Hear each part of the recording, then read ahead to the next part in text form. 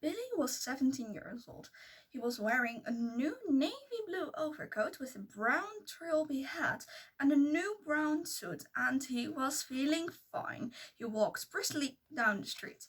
He was trying to do everything briskly these days. Briskness, he had decided, was the one common characteristic of all successful businessmen. The big shots up at the head office were absolutely fantastically brisk all the time. They were amazing. There were no shops on this wide street that he was walking along, only a line of tall houses on each side, all of them identical. They had porches and pillars and 4 or 5 steps going up their front doors, and it was obvious that once upon a time they had been very swanky residences.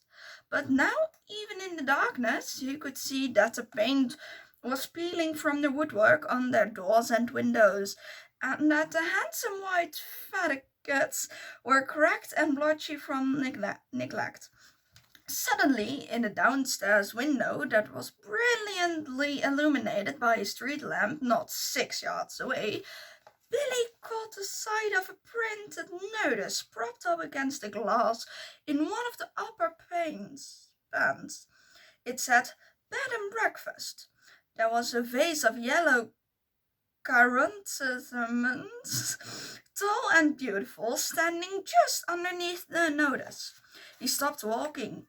He moved a bit closer. Green curtains of some velvety material were hanging down on either side of the window.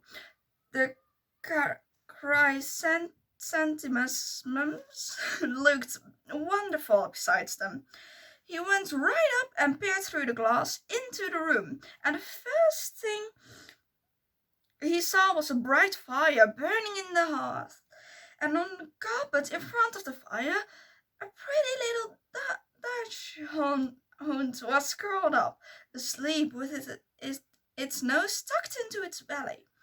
The room itself was so far as he could see in the half darkness, was filled with pleasant furniture.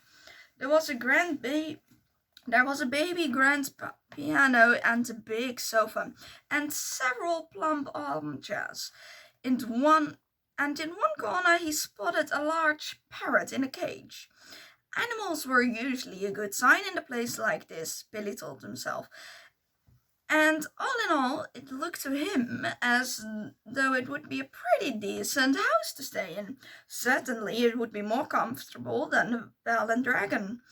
On the other hand, a pub would be congenial than a boarding house. There would be beer and darts in the evenings and lots of people to talk to, and it would probably be a good bit cheaper too. He had stayed a couple of nights in a pub once before, and he had liked it. He had never stayed in any boarding houses, and to be perfectly honest, he was a tiny bit frightened of them.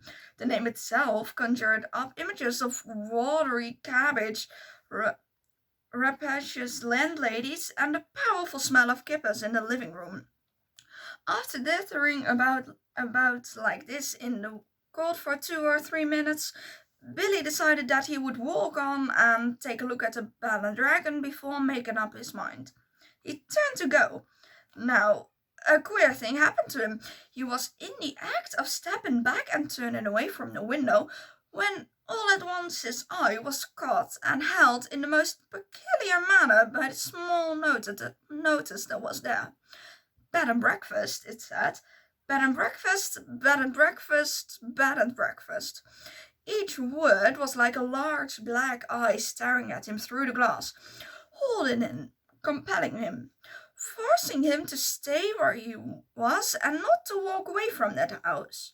And the next thing he knew, he was actually moving across the window up to the front door of the house, climbing the steps that led up to it and reaching for the bell. He pressed the bell. Far away in the back room he heard it ringing, and then at once, it must have been at once, because he hadn't even had the time to take his finger from the bell button, The door swung open and a woman was standing there.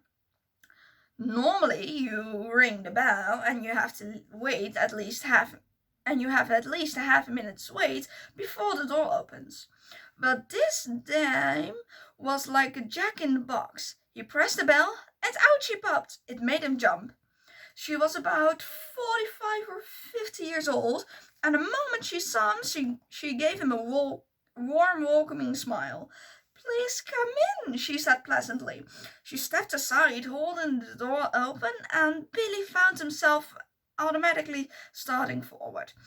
The compulsion or not, the compulsion, or more accurately, the desire to follow after her into that house was extraordinarily strong. I saw the notice in the window, he said, holding himself back. Yes, I know. I was wondering about the room. It's all ready for you, my dear, she said. She had a round pink face and very gentle blue eyes.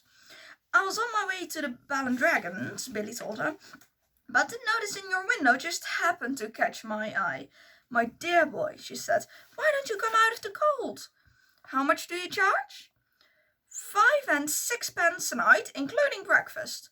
It was fantastically cheap. It was less than half of what he had been willing to pay. If that's too much, she added, then perhaps I can reduce it just a tiny bit. Do you desire an egg for breakfast? Eggs are expensive at the moment. It would be 6 pence less without the egg. 5 and 6 pence is fine, he answered. I should like very much to stay here. I knew you would. Come in. She seemed terribly nice. She looked exactly like the mother of one's best school friend welcoming one into the house to stay for Christmas holidays. Billy took off his hat and stepped over the threshold.